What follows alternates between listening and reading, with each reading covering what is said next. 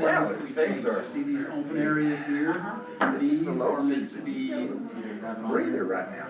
some of these are meant to be. You know, I do, but space. then, And then see you the know, when I future get park slow, I start here. putting up more appraisals. So yeah, we left some The open next thing space you know, for I'm going park to Las and Vegas collection and as well. Raton.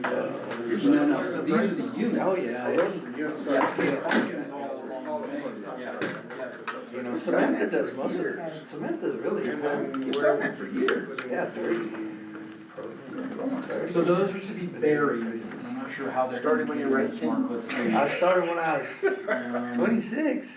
So we had ganged, I think, 3,000 gallons of propane tank to be, and we may have distributed them out, but I'm not sure where they're actually shown on this map. But that was the last direction, because the vendor we picked because I saw him drive by this the morning. other two we were looking at could not in the size Well, limit. I saw him in So, yeah, they're Walmart out. Sunday, but I didn't talk Do you want me to give them a call, Mayor? They do, Like to. sort of. So we actually I'll be right had, Don was in Mexico, Suburban, their folks out. They're, they can run 80 to 120 feet off the truck in hose. Oh, no, Mayor Pro Tem won't be here. So in theory. He called me. You got a lot of flex. Yeah. All right, cool. Sorry, he called me a few hours ago and said he'll be here for the rest of the night, but he couldn't make it back from Santa Fe. Very, very good. Please.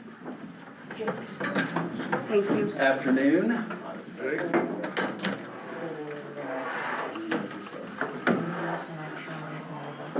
You know Chuck's agenda if you want. You might have marked it up already. That was actually yours. Oh, he took his already? Yes, his is gone. Got it. Leon, are you ready? Yes, sir. Recording in progress. I'd like to call this planning session to order. Please join me for the Pledge of Allegiance. Pledge allegiance to the flag of the United States of America and to the republic for which it stands, one nation, under God, indivisible, with liberty and justice for all. Roll call for the record. Mayor Lindsay. Here. Mayor Pro Tem Howe is not here. Councillor Crane. Here. Councillor Weeks. Here. And Councillor Humbert. Here. We have a quorum. You may proceed. At this time, could I get a motion to approve the agenda? I'll make a motion to approve the agenda. Second. All in favor? Aye. So, we're gonna go through several things here today. We've got Sustainability Partners, here to go through their presentation. I was gonna ask, Ryan, did you get the modified site plan in time to revise your numbers? As far as it's still 30 units, but the overall mix, or are we still working off of the previous iteration? We're still working on previous iterations. I mean, I looked at them, ran the numbers. It's a 12-18 mix now. Yep. I mean, overall, you're not looking at a tremendous amount of variance in the overall cost per square foot, which then would translate into much of a difference in the cost per unit out the gate for us. I mean, if anything, it's around an extra $100,000 that can be applied to something else within the project. So to speak, so you're really within still a range of contingency for the overall project. We can certainly run them to give a split for what it would look like for the larger 3.2 unit versus a smaller 3.2 unit, if the village would like, and sort of give that breakdown. Or we can just use that as extra float that could be applied towards decks or addition skirting, et cetera, as we think through that process. Do you remember, because obviously what I'm aiming at here is, this sheet shows the total all-in monthly 3777, and those are all scoped off of the bigger units, which Right. the new site plan has gone. We've got the same number of units, but we've probably gone up in total footage a little bit, I would guess, or Come down. we've come down in total square footage, yeah. because they were all scoped as the Voyager, As which is the yeah, big one. Right. Do you remember, or do you have the numbers? Because one of the things I know the committee has been debating and we're still considering is, right now it's scoped with 18 big 3-bedrooms and 12 little footprints, which could be 3-bedroom or 2-bedroom. Correct. And so the rent differential, I guess, is, I had in my head it was maybe gonna be $100 or $150 difference between those two. It's probably a safe bet. It's gonna be within that. In terms of the usage rate, if we were to break those up into two separate, like we were to break up between the 12 Right, of the smaller and the 18 of the larger, that's roughly what it would come, that's what, when we looked at the variance, between the cheapest unit in terms of total cost, we were looking at it, and the Voyager, which was the most expensive one, there was roughly 130 total. I think the Clark came somewhere in between there, so Yep. you're probably looking between $130 and $100 difference per Okay. unit per month, which would include the skirting and all the other stuff in that. So to clarify, the last meeting I was at, so this document Rocky's passing out now is the most recent site plan. Correct. And that, so the last meeting that I attended with our engineer was to keep as many homes as possible, but to do so, he couldn't do all of the big Voyager. right. That was the last council meeting you presented, and all of the cost estimations were based on 30 Voyager units. Correct. So if anything, the cost, our overall costs are going down here, and so what you're saying is, we've got 18 Voyagers on this plan? Yeah, correct. If you see right here, so there's 18 Voyagers, which is the 16 by 76 footprint, and 12 Clarks, which is the 16 by 55 footprint. Now, that same footprint that is the Clark can be had as a 2-bedroom. I don't remember the name of the 2-bedroom model, but it's essentially the same footprint. It's just how do they break up the interior of the space. Right, so the square footage is the same. Yep. You can get a 3-bedroom or 2-bedroom. So what Ryan's saying, there's only $130. So what that would mean is that unit, that smaller unit, which is the Clark, it's like 990 square foot, is roughly, if when I was looking at it this morning, that unit is roughly $10,000 less than the Voyager unit. So when you put that through the model and equate for still, the delivery costs are still the same, the skirting costs are still the same. What that would look at, a usage rate on our side is roughly $100 to $130 lower than the Voyager unit per unit per month. So that's how that would translate then, and so if that's how the village tied, for a usage rate, because the cost of the unit itself is less. The soft costs related to that, the delivery, the install, those are all gonna be the same either And way. these this is what the village is paying you. Correct, for the availability charge per unit. We still have the option to set the rates at whatever we choose. Absolutely. Correct. Yeah, and it's basically, if we were going to be in a money-making scenario, which I know we've said the village is not out to make money at this, we would take his number and put profit on top of that. If we were going to subsidize that down, in other words, be subsidizing employees' rent, we'd take his number and say, okay, rents are $200 a month or $300 a month or whatever they are, less than that. Now, that's assuming, so the other thing, and I don't know if Rocky's got the overall budget, what we're basically hoping here is we have the dirt. We can't go back and put grant money to pay for the dirt. We had to pay for the dirt outright to get through the grant process. The hope is that our $2.4 million that we got in grant is gonna pay for all of the engineering and the site work to prepare everything for the units to arrive, and that sustainability's scope of work is inclusive of everything to install and maintain the units once they're on site. Right. Does that, have I misspoke anything in there? We'll have to work, I mean, what we've done is we've gone through on the maintenance side and looked at all the OEM specs on the maintenance, short-term, long-term, and what that's gonna mean, as well as all the warranty specs, everything that's related to that, and have sort of a breakdown on the spreadsheet of what all the different maintenance schedules gonna look like. What we need to figure out is who's responsible for that. Is that on our side, is that, like, I think what you'd wanna do is make that all kind of inclusive and make that one maintenance contractor that's responsible for it. You're in an area here where you have multiple different entities that can handle that, and so it's really, from a property management perspective, you know, do you want us to pay that person or that company to do that, or would the village like to be that? But the idea there is some maintenance is gonna have to be done on these units over time. We'll wanna account for that cost, it's just where does that contract lie? So if we take your monthly total number on this, and we know it will revise down as this mix is blended. 3777 divided by 30 units is roughly $12.60 a month. That would be per unit from the village to Sustainability Partners to lease those units every month. So one of the things I know that Ryan and I have talked about and some of the committees talked about is as we're setting these rent rates, so if that's $12.60, that means the smaller units are gonna be $11.30 a month, but that's just a straight through cost. In other words, do we need to? We could go 1,200, 1,500. Right, Tax scenario. exactly, so how do we? Well, so that leads me to that question, back to the maintenance contract, was what, that hasn't been calculated into these. The replacement cost, like what we've calculated into there is already the replacement cost on, after so many years, the appliances have to be replaced, after so many years, the roof has to be replaced. We've accounted for the replacement cost, the maintenance costs, like the annual, just day-to-day, like check the caulking, make sure the caulking is sealed right, all of those kinds of things that you would want to do from a good property management perspective.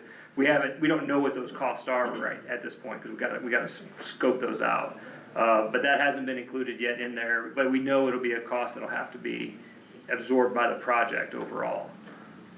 Some of that is accounted for in your deposits, right? So that's sort of, there's that discussion too, like what's being accounted for in a deposit that's required for those kinds of things. But some of it isn't, so we can Well, they can go from maintenance to repairs though in a hurry. correct. So to cross that threshold, I guess too, a maintenance contract, if we were to engage in one with Sustainability Partners, would it be for 30 years? It'd be we would just do a year-to-year contract, I mean, no, just like anything else. The reason I like having it with Sustainability Partners at first look is, number one, it's one less thing the village has to Right. contend with, and two, over time, whatever administration's in place, that's one thing that's been addressed. For the village then too, right, essentially we'll just add a maintenance, what we call a monthly maintenance cost in there. We would take that cost, we would have that bucket available then to pay the contractor when anything happens. And I think that would also play into our rent schedules and things like that, so I don't wanna make that decision, obviously, we're not going to today, but I'd like to look at that option. Mr. Mayor, Council, Councilman Crane, in the governance document, which I hope to have to you this week, finally got a hold of the legal counsel, and they're trying to wrap it up. But in that, is there any language as to the administration of the rents? Like how they're gonna be collected?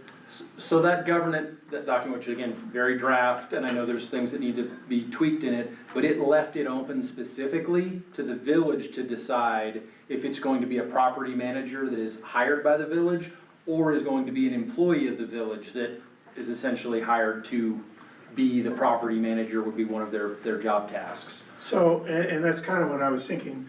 And so into this whole thing, we have to wrap the cost of that. There's gonna be administration for collection and so on. But on the positive side, keep in mind that we do have, I'm projecting about $250,000 in new revenue this year for short-term rental licenses that we can put towards workforce housing, Well, and again, that's what the fee was designed to. either that or water rights. Yeah. Was there, because I know you guys had some questions about the governance document, and I got a chance to send it to you as well, but are there some governance things that, has that made it through your review yet, or are there? Not the full review, but I appreciate it being passed along, we've got it, on our side. I mean, the one thing, so, the big question, or I say the one thing that we wanna make sure that we're clearly in agreement on, it's related back to what the manager Weir mentioned, which is, it left open the village to decide whether there's a village employee doing this or whether there's a property management company doing that. For the collection rent, we have no interest in collecting rent or being sort of landlords on this. So we know that's one aspect of that, but the maintenance component to that, if that's tied together, that's another thing. So we're just wanna make sure that the maintenance component is for sure being contracted to a company that can deliver on that as opposed to an FTE position that may or may not be filled. Kind of You just wanna situation. make sure the maintenance is actually completed on the units. Correct, and that there's somebody we can hold accountable for the maintenance, which tends to lend itself to a management company. I mean, that's another thing, we could turn maintenance and administration to one of our management companies. I mean, we have several in town that have some expertise in doing that. I think that's an option. Or the other option is it could be a new job position, now that we'll have housing for someone. To have that sort of job and be part of the maintenance team and have our maintenance department, if that were to fall under some of their scope. I agree with that thought, line of thought, and actually, I do like the idea of having one of our staff who's in charge of this actually living on site. I don't know if we could wrap those two together, because we'll have to contemplate that. It's one thing to collect checks and to post those deposits. It's a whole nother thing if something happens in the middle of the night, who do you call?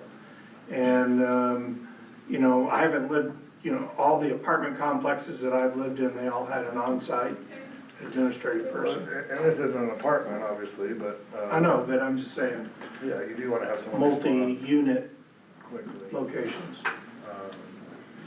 And I guess insurance has gotta be factored in all that too. Yeah, of course, insurance and, yeah, I think it's worth having a conversation with some of the property managers, or, I mean, is that something we would need to? Obviously, the dollar volume would be another RFP scenario. I don't know that the basic contract would be enough to require that, on something like this, but honestly don't know. And also gauge their interest and ability to manage And 30 maintain. units. 30 units, That's a big deal. it's a lot.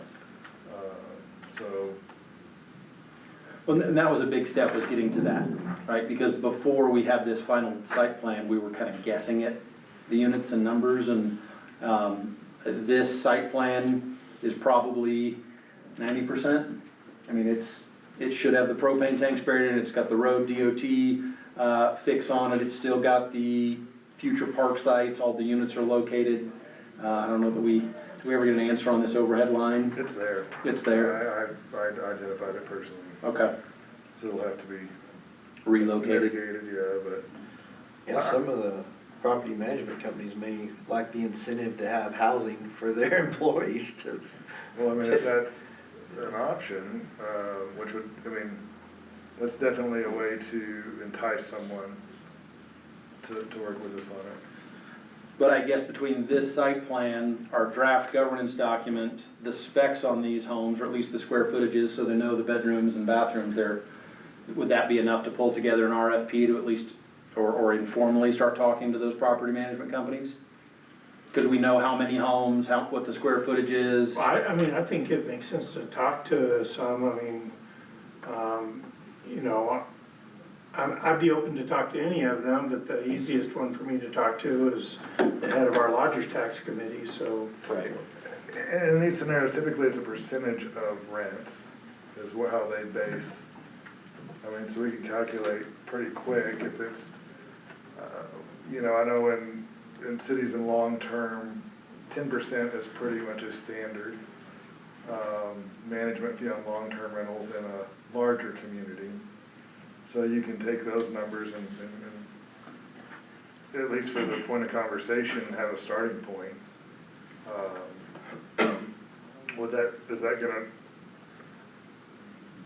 That's not gonna get to 60,000. 30. Yeah, No, that'd get us to about 45. yeah. So I think with that, and then, I think it's safe to have those conversations. I don't wanna exclude anybody, in town either. But definitely something to investigate. So, and happy to do it. That was kind of held off, the same with the governance document, because what we have been prioritizing is how do we get to a notice to proceed to get these homes here in time for this build season. That's really where the whole ball game is. And so, Ryan, I think, you know, now that you've kind of seen where we are, I know Clayton, we've talked about their capabilities, but what would you say your drop dead date is to get contracts cut and get these homes here? I know your big concern is us being able to get the site work done, because Clayton apparently, of these homes we're looking at, they can build between 6 and 8 of these a day out of their Dallas facility. So the manufacturing paperwork done in time for the units to be here and get occupied, so.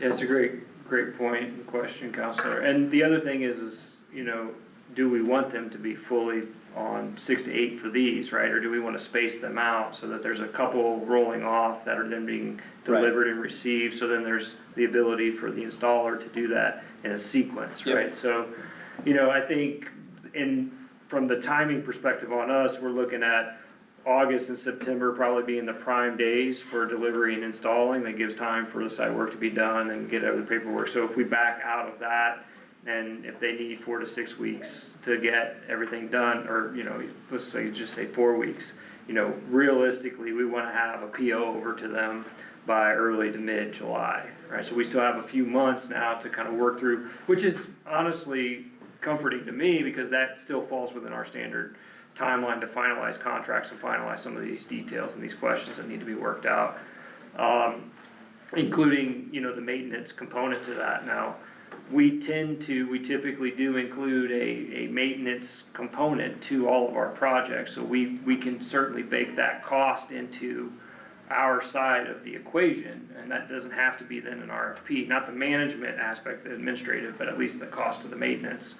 Because we would be typically identifying a maintenance contractor anyway. So that can be part of the process or vetted out, however we wanna look at that.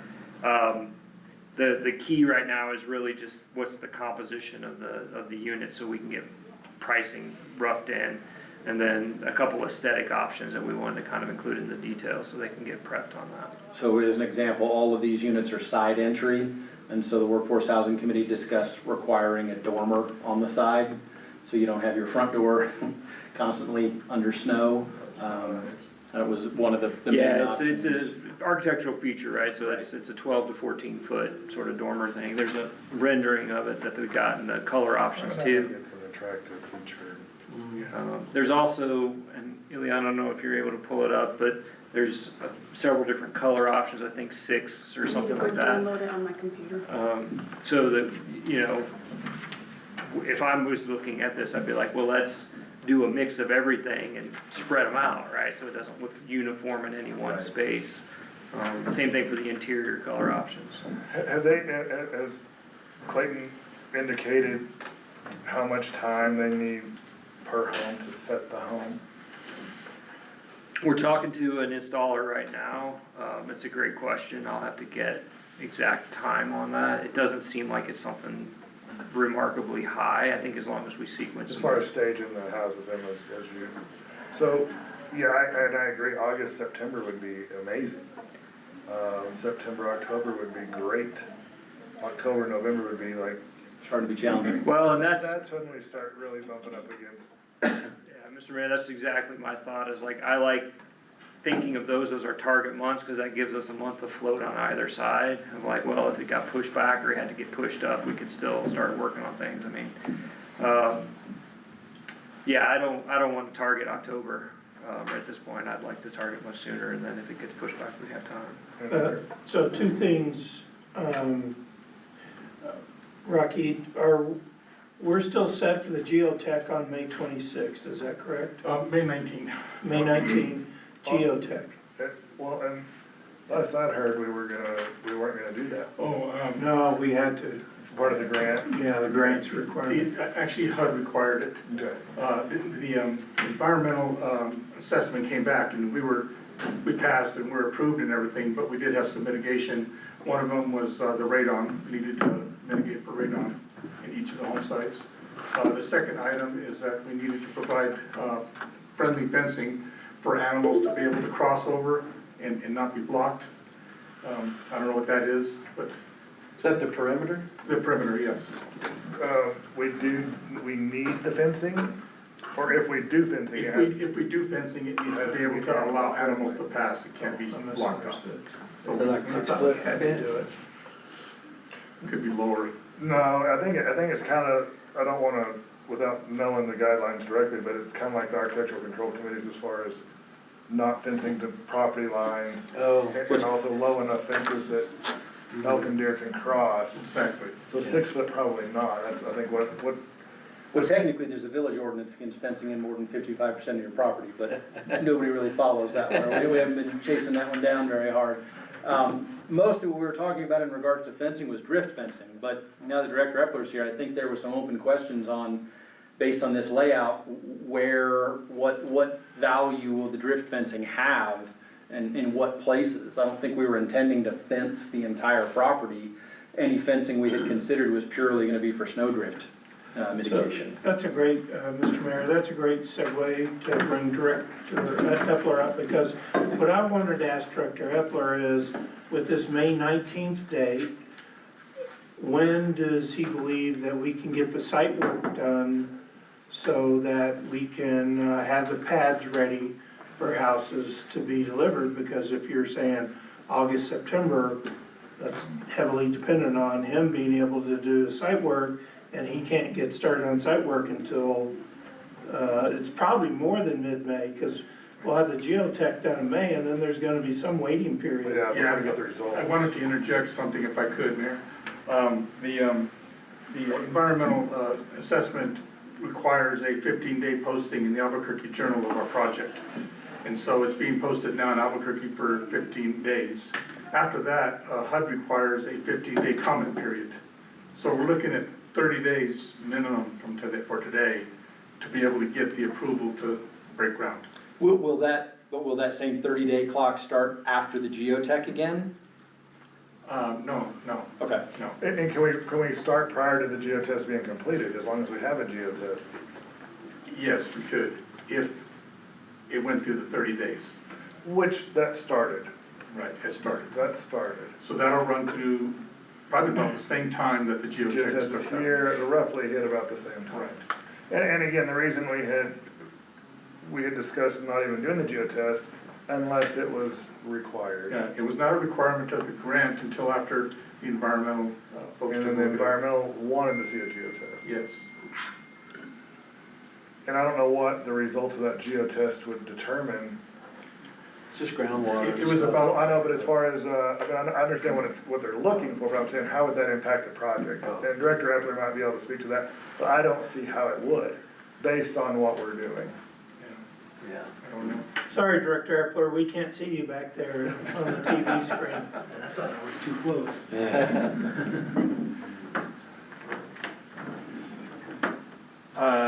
Yeah, it was, the question was asked of the engineer if geotech would be required, and he said on his end, no.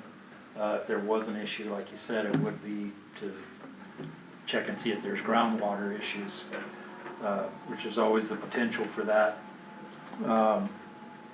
But, yeah, and as I understand it, we can't break ground, even in the slightest manner, until the environmental study is complete. Correct. And with the posting and the 15 days for comments, so. So the earliest, let's say, is gonna be the 19th of May, Yeah, ish. Ish. And I don't- Based on the 30-day, the two 15-day posting periods. yeah, Even if we don't need the geology done before we start breaking ground, we won't be able to do it until that time frame. And so the question is, with the work that needs to be done and the type of sewer systems we're using and everything, will we be ready, have pad sites ready by, say, the middle of August? Or when? I guess the question is, when do you think we'd have pad sites ready? that's gonna be pushing it, weather cooperating, materials coming in a timely manner, particularly with the sewer system. Yeah, it's absolutely doable. Well, it's a more comfortable number. It's September. Okay, And again, if it happened to be mid-October, that's worst case, but doable. So back to Ryan's point, I think we always wanna, shoot for the best and prepare for the worst. At this point, now that we have gotten our environmental study back, would it be safe to go ahead and start ordering the sewer line material, anything that might, should we go ahead and make those orders now? We just can't, have we got to go ahead on the grant? We haven't got to go ahead to spend the money, Yeah. but we did, our assessment was approved. And is this a reimbursement base, or will it be, how is the grant money It's dispersed? reimbursable. It's reimbursed. So if we were to go ahead and order the materials, We can't pay for it until the 2 periods, the 30-day period, so we can't pay for it until middle of May. do we have a 30-day revolving account with whoever we, Yes. work with on? So, I don't wanna push it. I know. I don't wanna have a bunch of sewer pipe here that we, for whatever reason, can't use in a month. At the same time, I'm sure we could use it. if that's gonna be a delay, or a possible delay, I'd like to get it ordered sooner than later. So just a question.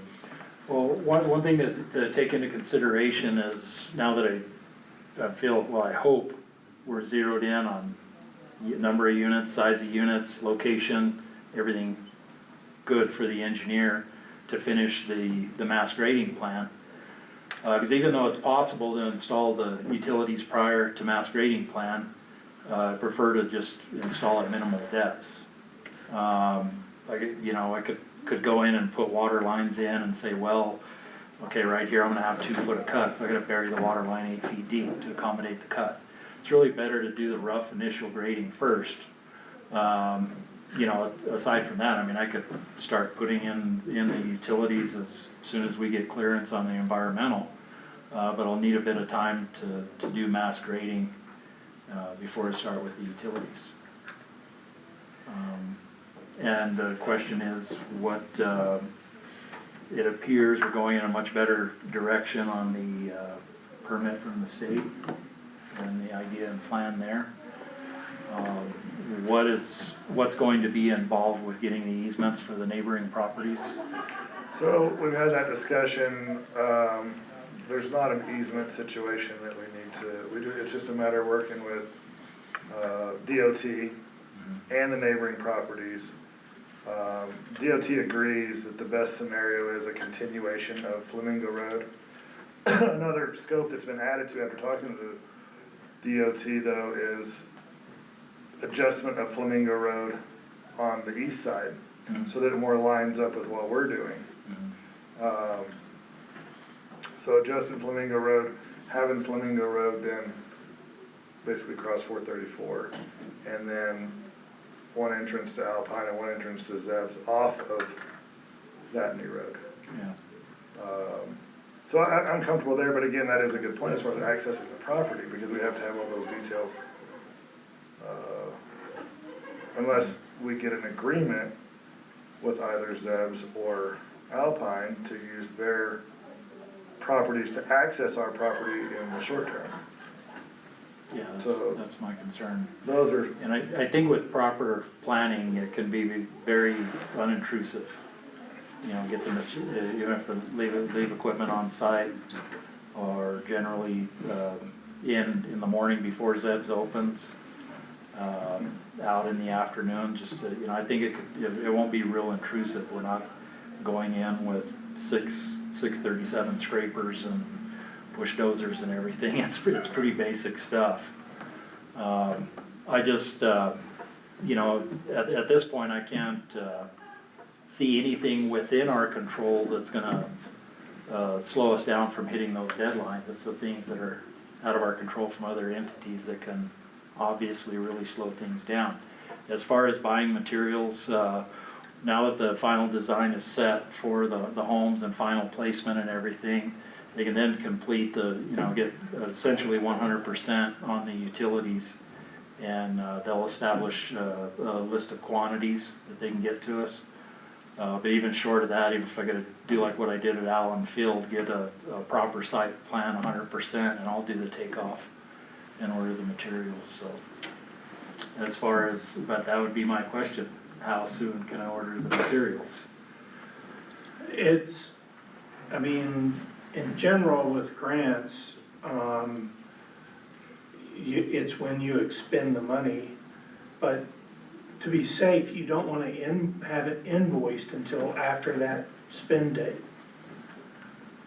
Okay. Just in case something else comes up, because, you know, you could have somebody, you know, mess with you at the grant level, and to avoid that, you really want it invoiced after, we can have the PO open, we can get quotes, have the PO ready to go, we don't wanna get invoiced until after that spend date. Well, the issue then that I could see is even though we have, you know, 30 days to pay invoices, as soon as the order's delivered, we'll get the invoice the next day, and then have 30 days to pay it. So what I'm hearing from you is we can't, the invoice date has to be past the time when the grant was. Okay. But I would go ahead and get the POs opened as soon as possible. Well, and any of the components, and I think well, obviously on the sewer, there will be, I know on the water lines and their components, there may be, some of the materials that they don't have in stock, but with a PO, it could at least get them ordered and get them here. And Just don't get them in early. if we can, I mean, get them to the supplier in Albuquerque where they're readily available. So then, with that said, I guess what I would need would be a date when we find out when the grant's going to fund. And I'll need to work on that. I'm gonna push him on that, because you brought up a very good point, that, you know, that they tell us that it's passed, and, you know, that it's been acceptable and satisfied by them, and yet they tell us to do a geotechnical study, so, I mean, it's, what is that, what happens if that's wrong or something? And again, I mean, I've just done enough in the area to know that I mean, I'm 99% sure that we're not gonna have any issues. And what they do with that data, I don't even know what they're gonna do with that data. That data is for engineers to use, typically. And then requiring It's probably in a template somewhere. Don't they use that to calculate the overfill that you have to do? I mean, again, but it's for. But we're not doing it's for- foundations, so.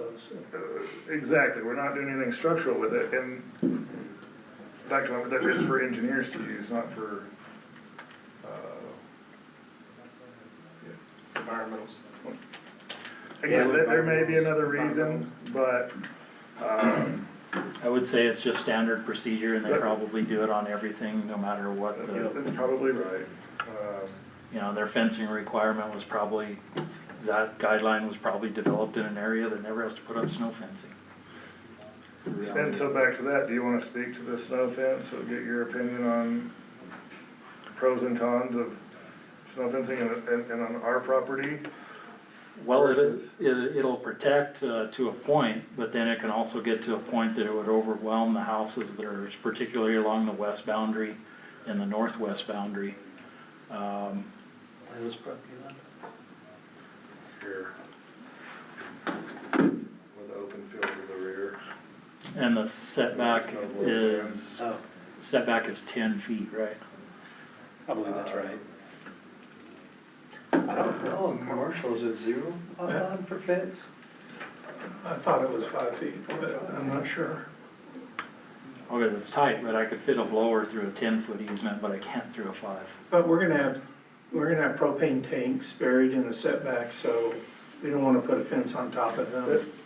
And again, I'll just say that, this is just me personally speaking, I don't have any, I'm not an engineer, but snow fences I think are great, but in this situation, I would wanna make an agreement with the neighboring property owner to put it 40 Setback. feet off of our property line, because all this is gonna do is immediately barricade the units along that side. I mean, it won't take, the example, I mean, is Highway 64 between here and Eagle Nest, where they have the snow fences, and then you eventually have to cut it with bulldozers to create new snow fences, and you have a huge right-of-way there.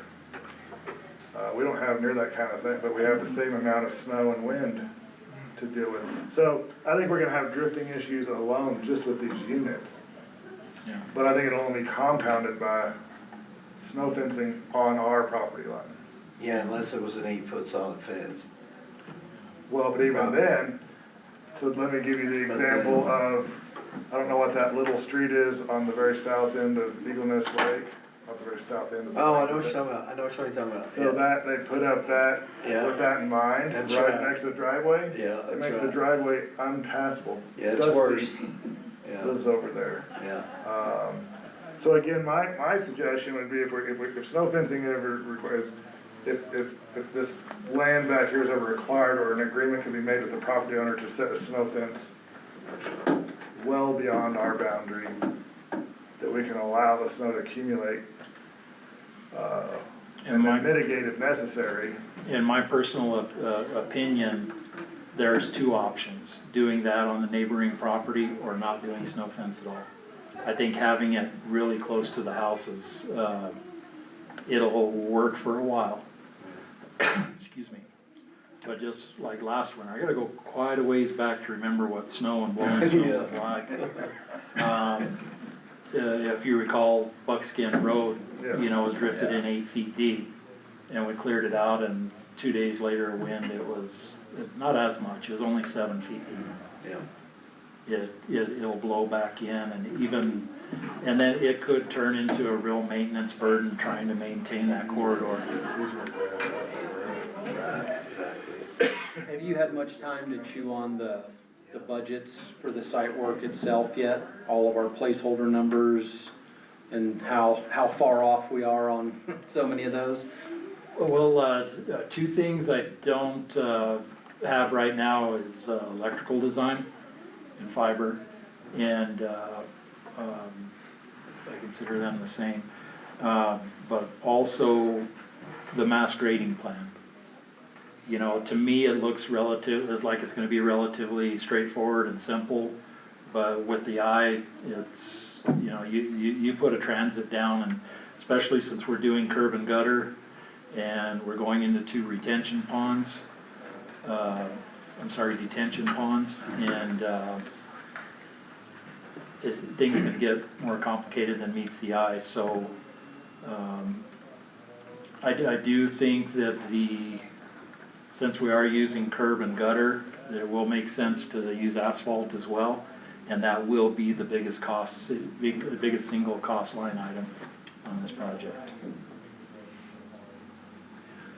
So we basically have the next 5 weeks to get to the end of May, if that's our drop dead for a PO for units. I wouldn't say that's a drop dead for PO, like,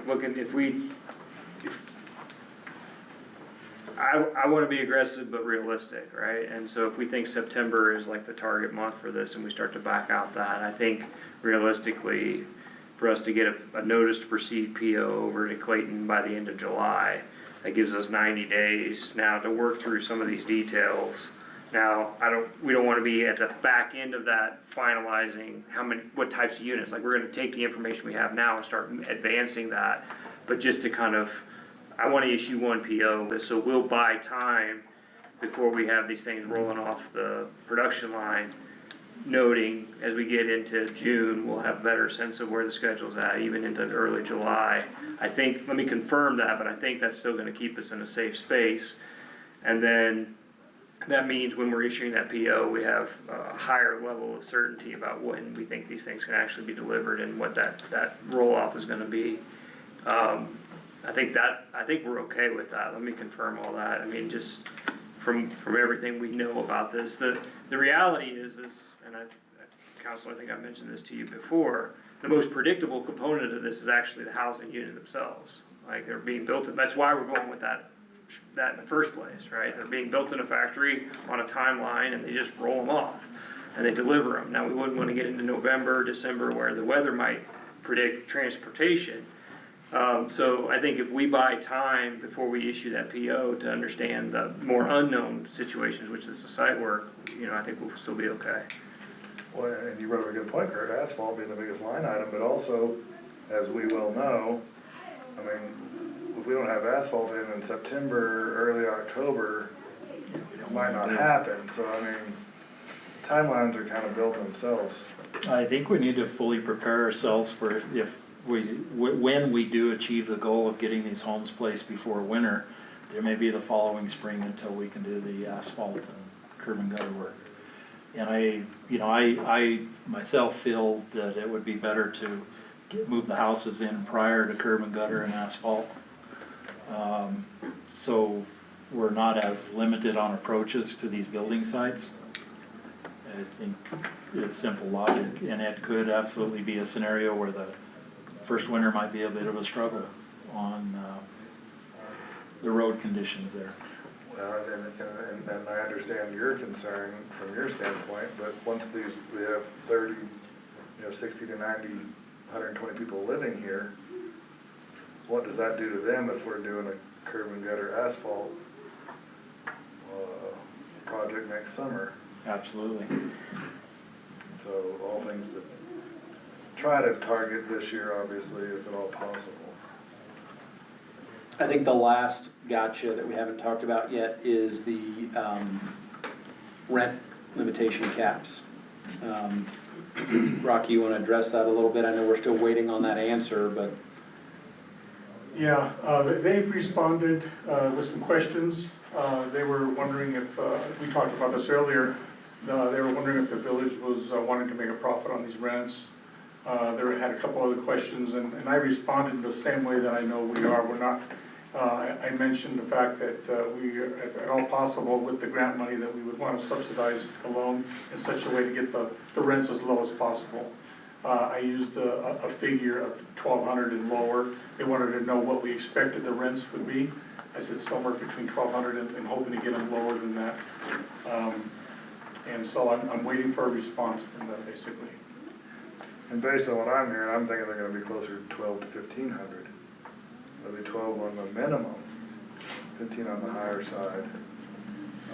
Just for a pass-through, which is our goal. Everybody, I mean, Right. I believe I speak for everybody involved, that we don't intend to make money. This isn't a profit-driven venture, but at the same time, we would prefer not to subsidize it either.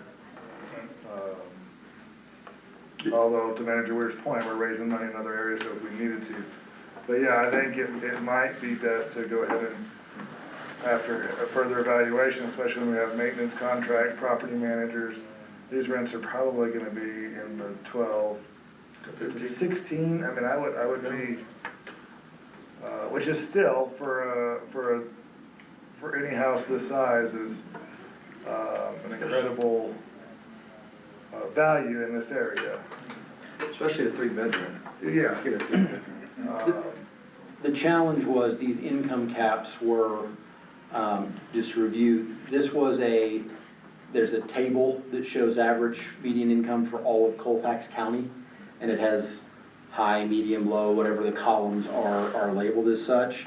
And when you use all of Colfax County's median income, Angel Fire's median income is a big outlier for the county. And so the challenge was the income caps that they were putting on some of these structures.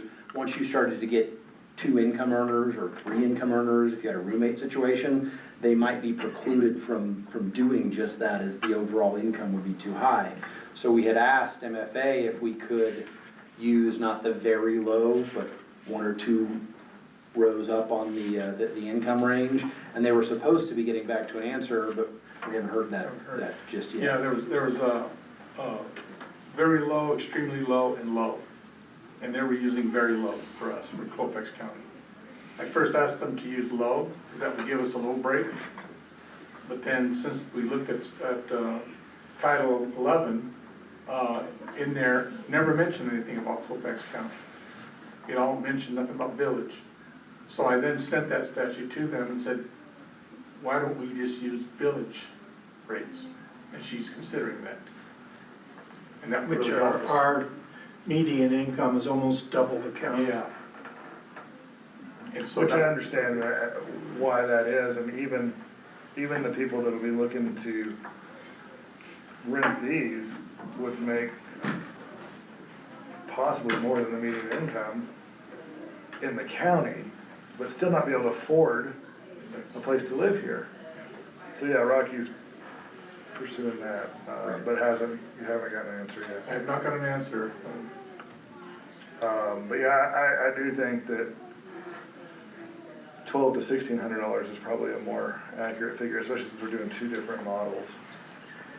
And that's been established. Now, whether they're 2-bedroom, 3-bedroom, I think that's a discussion the Workforce Housing Committee's having. They are, I think they're split on that. The committee would love to have seen some 1-bedrooms, but that doesn't exist in a rentable unit that we can find, having looked at several different vendors. Well, So again, the- the cost would be the same. Right, so sure, we can rent you a 1-bedroom for the same money as you can rent a 3-bedroom. What's the point of that endeavor? And basically the same for a 2. Correct. So at this rate, a Clark would rent for $130 a month less than a Voyager. Which a Clark is either the 3 or 2-bedroom. Correct, it's just a smaller footprint. In our internal village employee survey, which obviously we had multiple, we had about, I think it was 35 respondents that were looking for a 3-bedroom and 28 or so that were looking for a 2-bedroom. And so the thought here has been, you know, the reason we picked the Voyager and the Clark is if a Clark 3-bedroom rents for the same as the equivalent footprint 2-bedroom, let's just make them all the 3-bedrooms and they can rent it and do what they want with the rooms, is the That's thinking. kinda, or go back to him and even ask if given a 3-bedroom for the same price as a 2, Right, I mean, I think it's fairly, obviously the rooms will be bigger right. if it's a 2-bedroom versus the 3 in the same amount of space. And I'm assuming that's a 2-bedroom, 2-bath. Yeah, they're all 2-bath.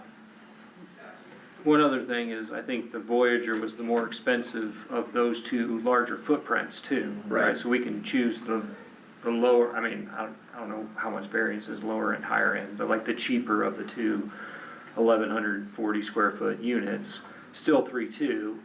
It just, so you have that to shave, we can shave between the 3.2 and the 2.2 on the Clark footprint.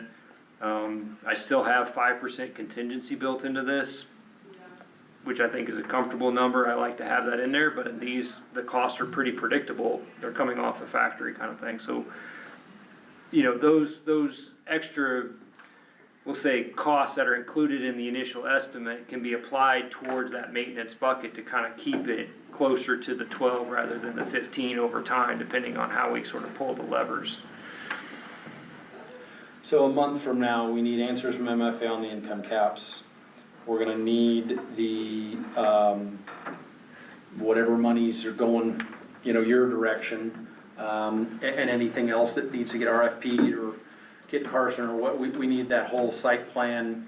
Because if we're gonna end up, if the 2.4 is not gonna cover all the site work, then we're gonna end up shaving units out of this in order to make it happen. If the 2.4 is gonna hit it perfectly on, then we're in good shape. If you've got $200,000 left over out of that grant, then it's gonna get plowed into unit cost to subsidize rents down. But that's the moving, missing piece here that I think, decision point wise, I mean, if MFA says, no, you can't have a different income cap, then that's gonna be a whole different problem to solve. But assuming we can find a navigable path forward with them, then lining out the site plan and whatever else changes from Sustainability Partners gives us kind of the whole ballgame. Mr. Mayor, Council, 2 things. One is, if they don't allow us to adjust, if we have to stick with Colfax County AMI, it shifts us into 1-bedrooms. Yeah. It really does, because the Colfax County AMI for a single person is $75,000. I think most of our people can do that, but it's, you know, it's, what was it, like it wasn't that much higher. It was, for 2 people, it was only like $85,000. And that means they're both making $42.50 at a job. You know, I mean, there's not that many people in this village making $42.50 that are residents. They make more than that. Right. They make more than that. And for 3 people, I think it jumped to 93. And then it started to get a little better for 4 people. Do you get child credits or anything like that? 4 people in the home could make $105,000, which was Counting how close. many people are in the home. So I mean, that would change the makeup of the units, because and we'd have to start looking to phase two quicker than we thought for another source to go to, larger families, because, Well, but that problem's not gonna change. It would essentially lock us out of doing any 3 or 2 bedrooms unless the only person who could afford that unless would we be if didn't they get a were grant. We could do it without a grant, and then we don't have any restrictions. It'll be one person in the 3-bedroom. It's the grant that's the restriction. Right. Is there other grants? So, And Ryan, I just wanna ask you before I forget, what's the escalation on these rents annually predicted? We've got it at 3% now, which is on the lower end of, like, the Colfax County average is 3.7 the last few years.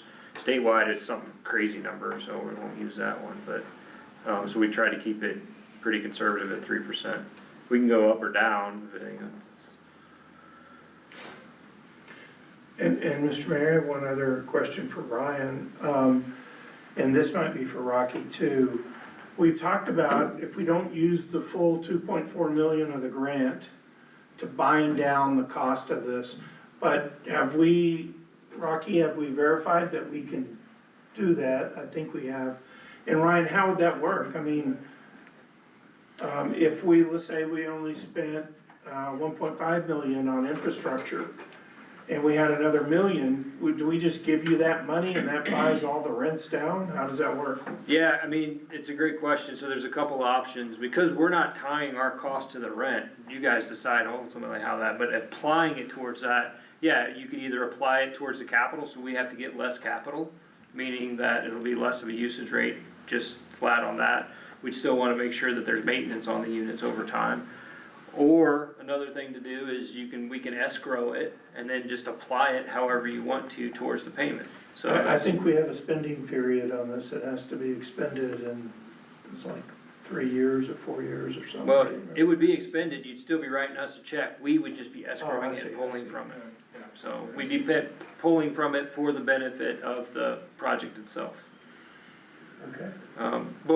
So that means we still raise the same amount of capital on our side, and it's just, you're just reducing essentially the payment. There's 2 different ways, there's probably other things we can look at, but yeah, we can absolutely fold extra cost into assuming the grant allows it.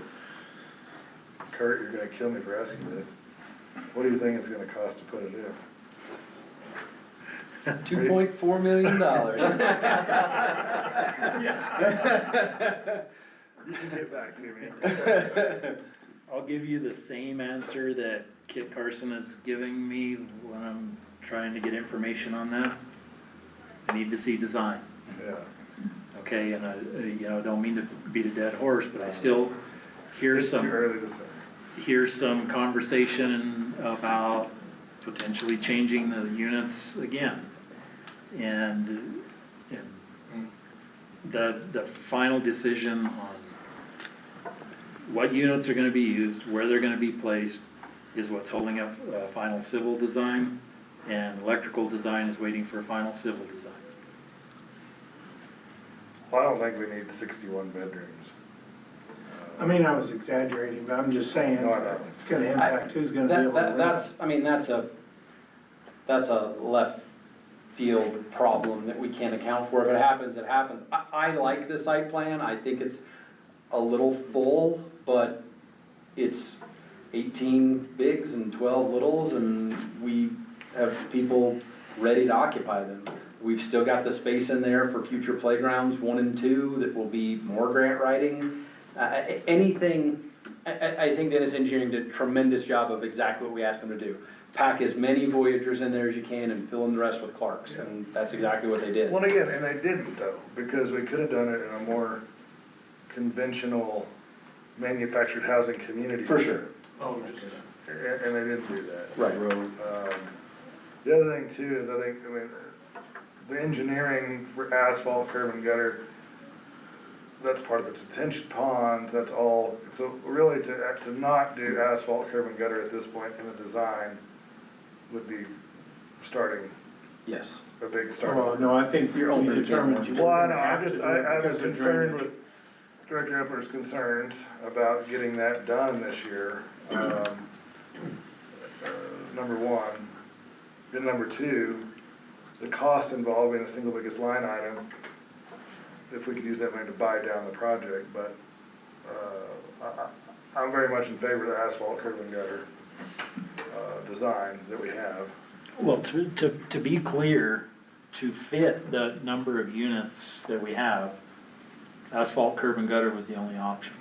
We would have room for culverts and Yeah, bar ditches. yeah, if we were doing culverts and bar ditches, obviously the road's gonna have much, structure's gonna have a much wider footprint. So that's really a non-topic at this point. Right.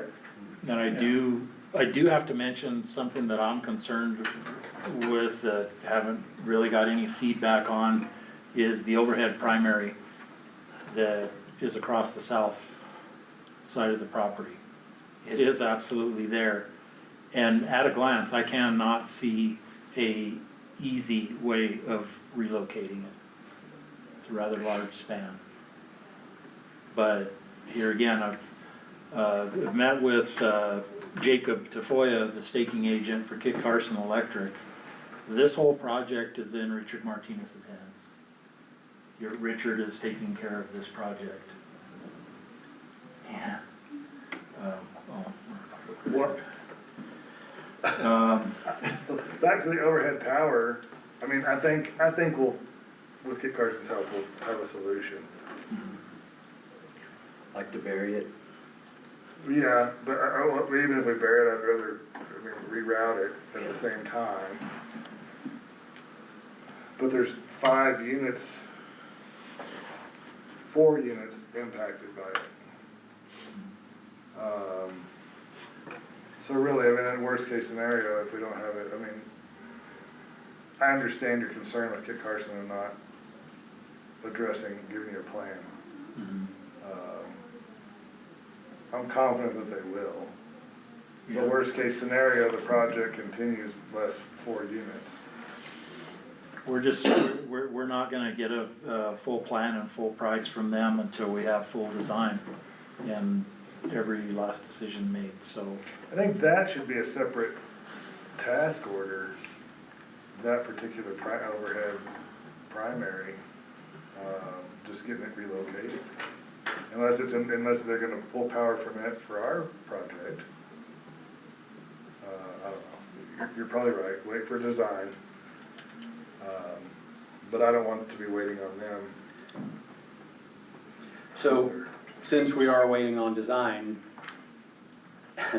and this is the chicken or the egg a little bit, if they're gonna come back and give us that curveball of, nope, we're not adjusting, well, then this plan gets scrapped and started over. So we're gonna have to figure that answer out pretty quickly on, are they gonna let us use those other columns before we tell Dennis Engineering, proceed forward with 100% plan set, right? Can you show this in all Orion's data to show where these rents are landing? And that this is not, again, this is a pass-through project, to encourage them to get back to you a little sooner, maybe even nudge them in the right direction. That's what I'm thinking, I'm gonna push them a little bit, or a lot. And there's a lot of answers we need, sooner we get them, the better we can plan. Well, if we get that answer, then the next phone call is to tap in to say, get Kurt everything he needs to, So that's it, when we get that answer, how far out is Tappan then from final design? Has he indicated how far away he is? I think waiting on final numbers and sizes of the houses. Even the last meeting we had with him, that was still a point of discussion, and those So- numbers changed. To me, my conversations with Tappan were, the things that he's lacking is the, information from Suburban to identify where in the setback where to bury those tanks. Yeah, If we stay with the number of units and the sizes that we're talking about here, 18, 12. It's 10, 12 feet, isn't it? where You I'm, 10 feet away from a structure. where I picked up on something totally different. As Jeremy, Tappan's associate, started to make attempts of where gas should go, Tappan made a very good point, that design should be done by the gas company. And it can be done after, and the gentleman that came and visited with us from the gas company made it pretty clear that if we get the design and we start moving forward, that they can design work in for them.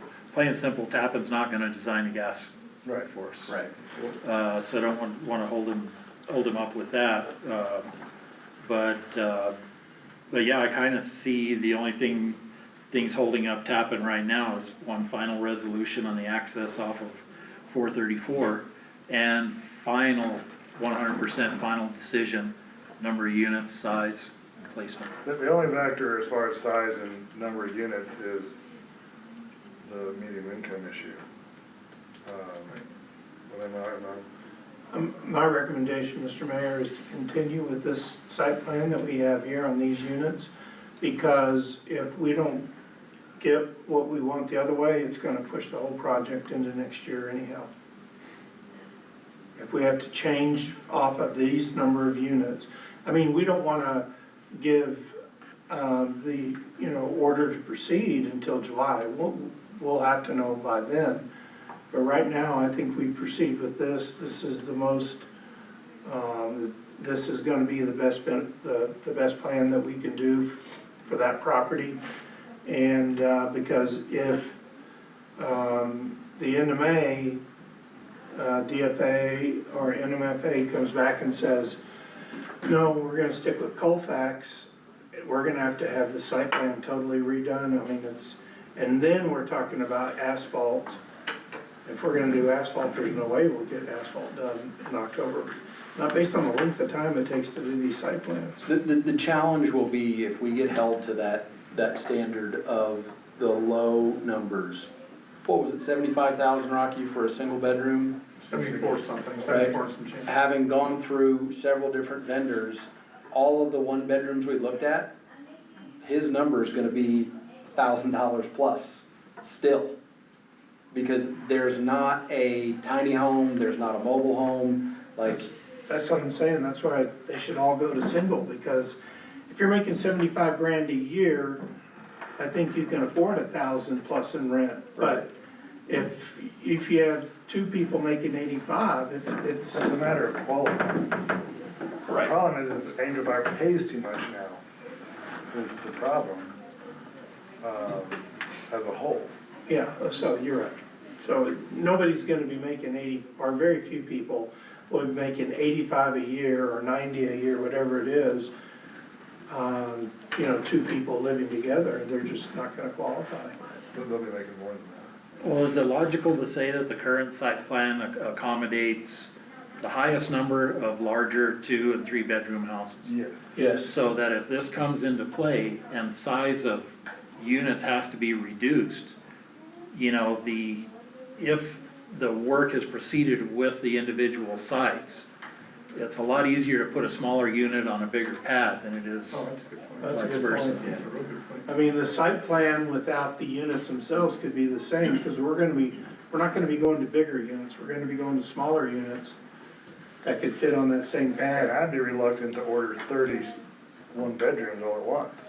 Again, I'm No, exaggerating. no, but I'm just saying, that if that came to be, I don't know if there's the demand for that. I think there's demand for this.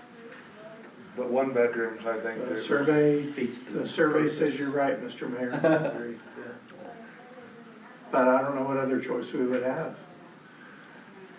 As far as keeping the process going for the site plan, we're not in a situation where we're having to make sites bigger. The other if option is, that comes into play. yeah, and I don't even wanna discuss that option.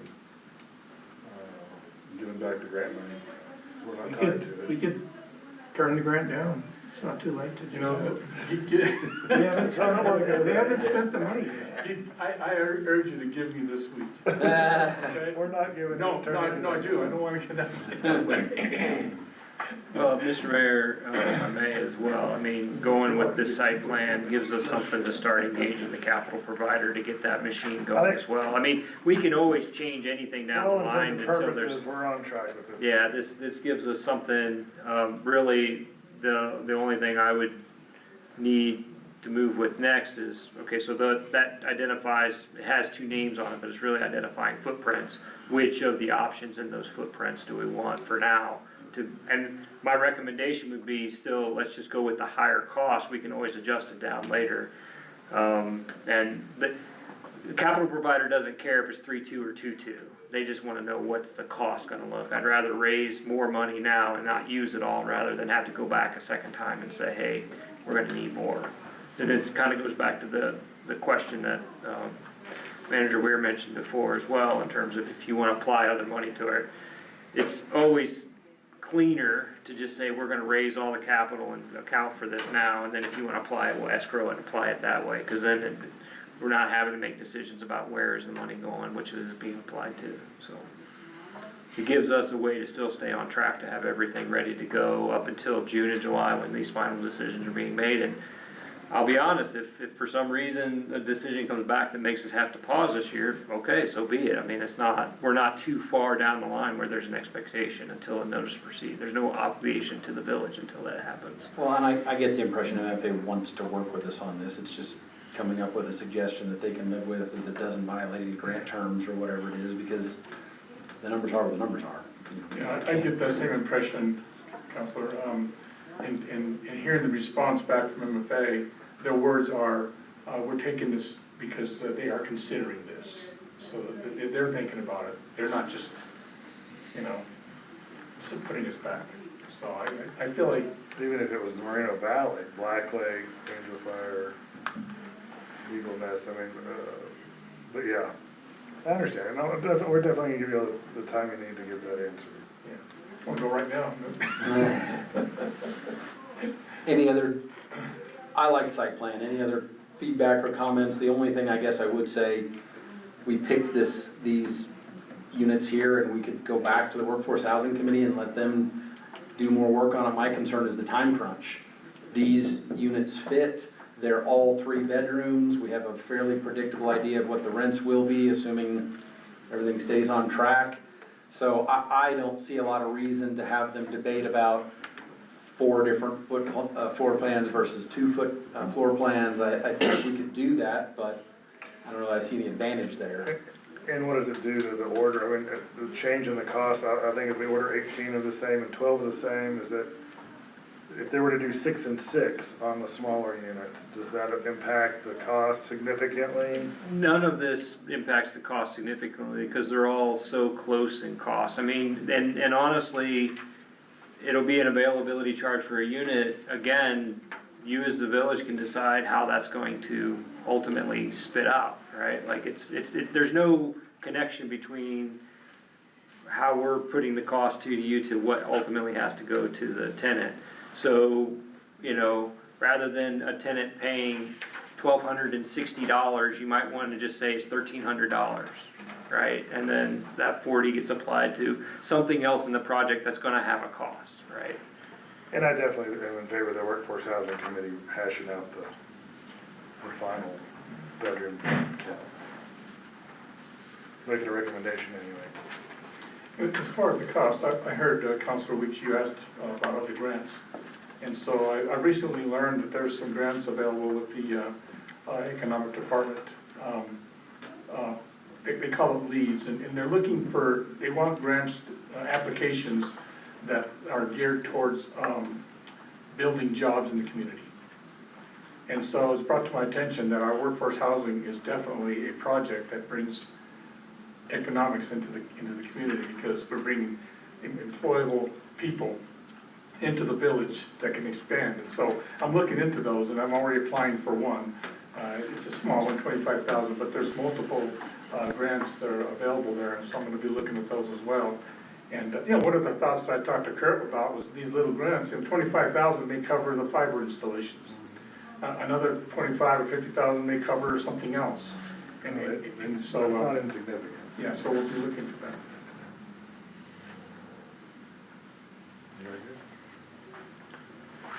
I do just wanna say, Manager Weir asked the question about mid-August or, mid-September.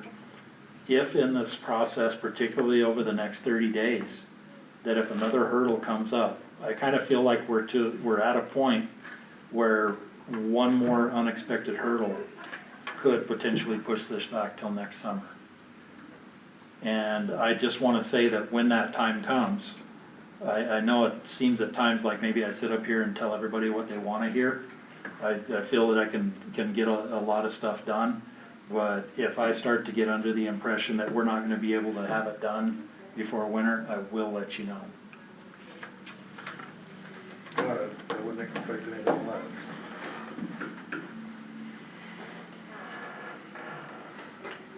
Okay, anything else? Any other questions or concerns we haven't thought of? I'm sure there will be. Do you have colors?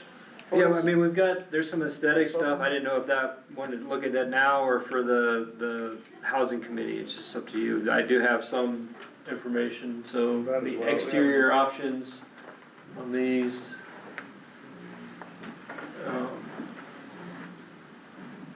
You kind of see the different color patterns, it's really any or of, like any combination, it doesn't influence anything. You see the little, the kind of dormer piece over the roof, it'll look similar to that.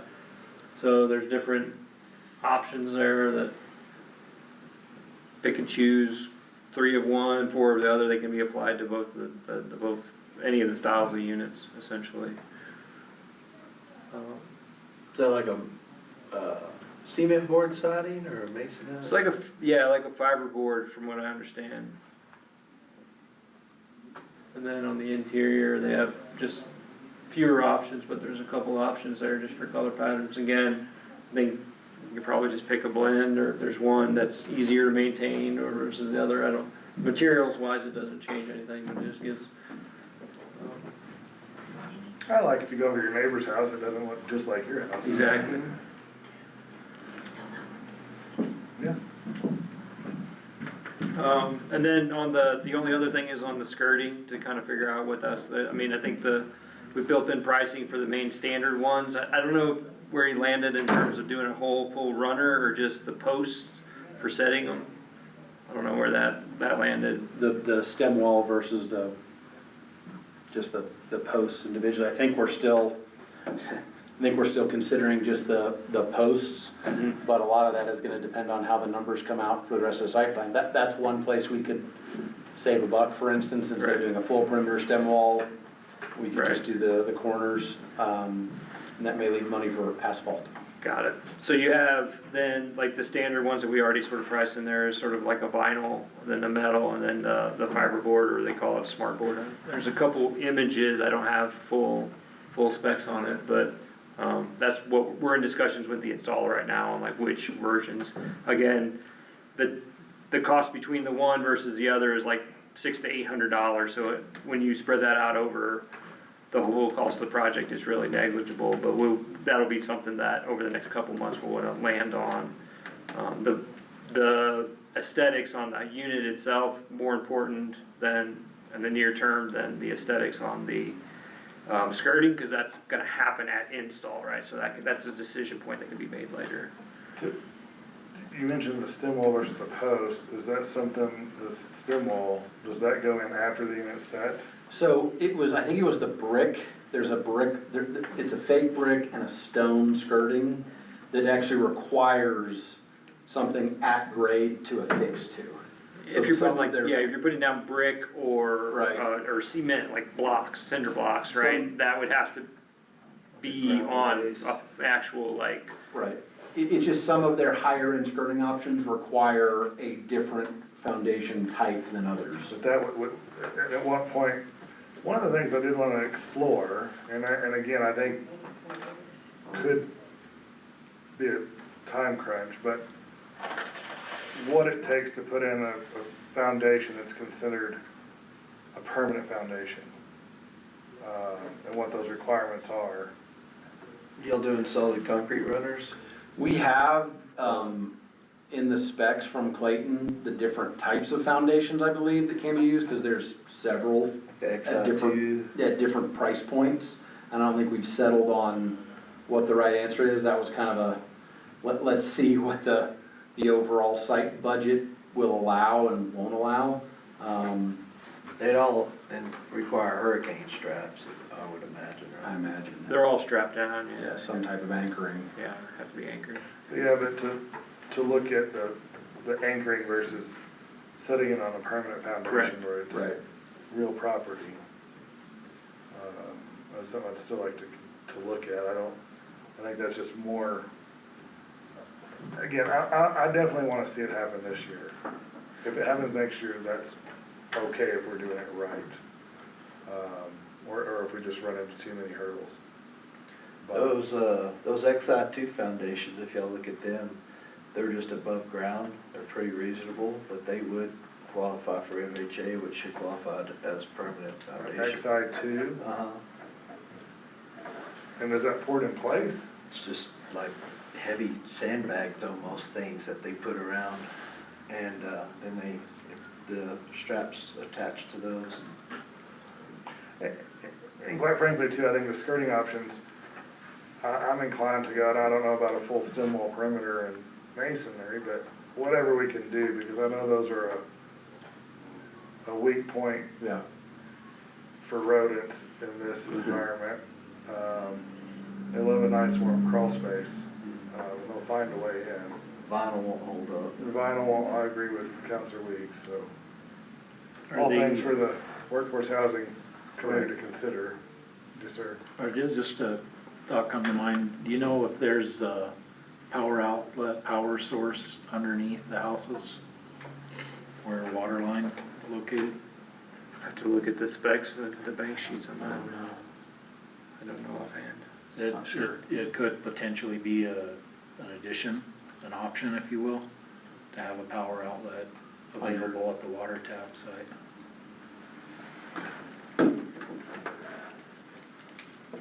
Is that for like a heat tape scenario? Yeah. Somebody keeps stealing my pen and putting a new one down there. Then let's replace it with a brand new. Yeah, and then I gotta figure out how to make it work. Okay. Anything else at this time? This meeting is adjourned. Recording stopped.